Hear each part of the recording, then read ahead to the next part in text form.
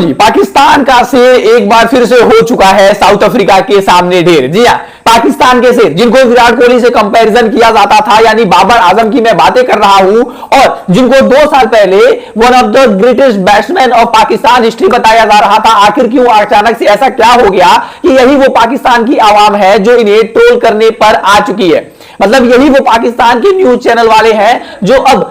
उन्हें लगातार, मैं कहूं तो गालियां दे रहे हैं, लगातार उनके बारे में बोल रहे हैं। जी हां, ये वही टीम है, ये वही पाकिस्तानी टीम है जो अब शायद बाबर आजम को दोबारा से मौका नहीं देने वाली है। दरअसल इस समय पाकिस्तान वर्सेस साउथ अफ्रीका का दूसरा टेस्ट मुकाबला खेला जा रहा है रावलपिंडी के स्टेडियम में, और जहां पर दर्शकों का ना आना, एक हेडलाइन तो बनी हुई है कि रावलपिंडी के स्टेडियम में जहां पर तकरीबन 32,000 लोगों की सीटिंग कैपेसिटी है, वहां पर मैं आपको बताऊं कि 3,000 तो छोड़ो, 300 लोग भी मुकाबला देखने नहीं आए थे। तो ये अपने आप में एक बड़ी बात तो है, लेकिन साथ ही साथ पाकिस्तान के किंग यानी बाबर आजम एक बार फिर से फ्लॉप होते हैं अपने घरेलू पिचेस पर ही। मतलब आप सोचो,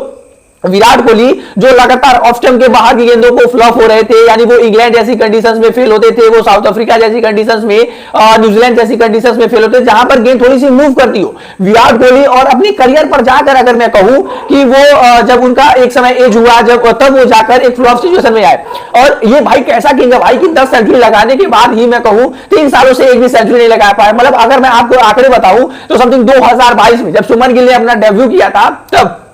तब की मैं बात बता रहा हूं, तब बाबर आजम के नाम टेस्ट क्रिकेट में कुल 10 सेंचुरियां थी, और अब सुमन गिल के नाम टेस्ट क्रिकेट में 10 सेंचुरियां है, और तब 0 सेंचुरी थी। सोचो 2022 में सुमन गिल के नाम 0 टेस्ट सेंचुरी थी और बाबर आजम के नाम 10 सेंचुरी। और आज के मैं रिकॉर्ड बनाऊं फिलहाल के, तो सुमन गिल के 10 सेंचुरी है और बाबर आजम की भी जो 10 सेंचुरी है। इवन अगर मैं आपसे कहूं कि अभी भी यशस्वी जायसवाल 2022 में अपना टेस्ट की डेब्यू उन्होंने नहीं किया था, 2023 में उन्होंने वेस्टइंडीज के सामने अपना डेब्यू किया, और अब भी वो ऑलमोस्ट सिर्फ 1 सेंचुरी पीछे है बाबर आजम से। तो आप ये सोचो कि भाई आप किस बल्लेबाज को किंग बना बैठे थे। मतलब हाँ, आजकल पाकिस्तानी जो यूट्यूबर है वो भी ज्यादा बोलते हुए नजर आते नहीं है, वरना इनकी मुंह से भाई बाबर आजम की बड़ाइयां कम नहीं होती थी भाई। लेकिन अब यही वो यूट्यूबर्स हैं जो बाबर आजम की निंदा कर रहे हैं, और आपको निंदा करनी चाहिए। एक ऐसा बैट्समैन जो लगातार मैं कहूं तो अपने घरेलू पिचेस पर ही,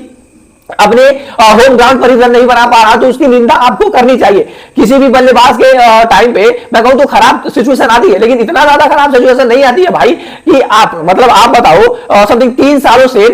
जो 0 सेंचुरी वाले बैट्समैन थे आपके बराबर आ चुके हैं, और आपने 1 सेंचुरी भी नहीं लगाई। विराट कोहली की जब खराब फॉर्म था तो विराट कोहली केवल सेंचुरी नहीं लगा पा रहे थे ना, तकरीबन वो केवल सेंचुरी नहीं लगा पा रहे थे, वरना उनका जो एवरेज था 60 के ऊपर का था। मतलब आप सोचो, कोई बल्लेबाज अगर खराब फॉर्म में भी है तो उसका एवरेज 60 का फॉर्म है। वो तो हमें विराट कोहली की भाई देखने की आदत सी लग गई थी कि विराट कोहली हर दूसरे मुकाबले में सेंचुरी लगा दिया करते थे, और ऐसा लगता था कि भाई उनको आउट करना किसी भी बॉलर के बस की बात है ही नहीं। लेकिन अब मैं आपको बताऊं कि साउथ अफ्रीका के खिलाफ जो दूसरा मुकाबला खेला गया, बाबर आजम पहली पारी में 22 गेंदें खेलते हैं, 16 रन बनाते हैं, और एक बार फिर से पवेलियन लौट जाते हैं। वेल, पूरे दिन की अगर मैं बातें बताऊं तो पूरे दिन में साउथ अफ्रीका और पाकिस्तान के खिलाफ पहले दिन में डे 1 पर कुल 91 ओवर डाले जाते हैं, 91 ओवर डाले जाते हैं, जिस दौरान पाकिस्तान ज्यादा रन भी नहीं बना पाती। मतलब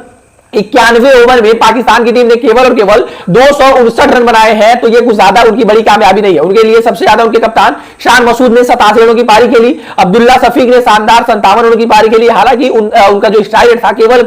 40 का था, 147 गेंदें तकरीबन वो खेल गए थे। वहीं पर अगर उनके बाद में अगर मैं बातें करूं तो साउथ अफ्रीका भी क्रीज पर बने हुए हैं 42 रन बना के, लेकिन फिर भी कहीं ना कहीं पाकिस्तान की टीम अभी एक मजेदार में है, और उसका सबसे बड़ा कारण है बाबर आजम का लगातार फ्लॉप रहा, और ये लगातार उनकी तीसरी पारी है जो बाबर आजम फेल हुए हैं अपने घरेलू कंडीशन में ही, अपने घरेलू पिचेस पर।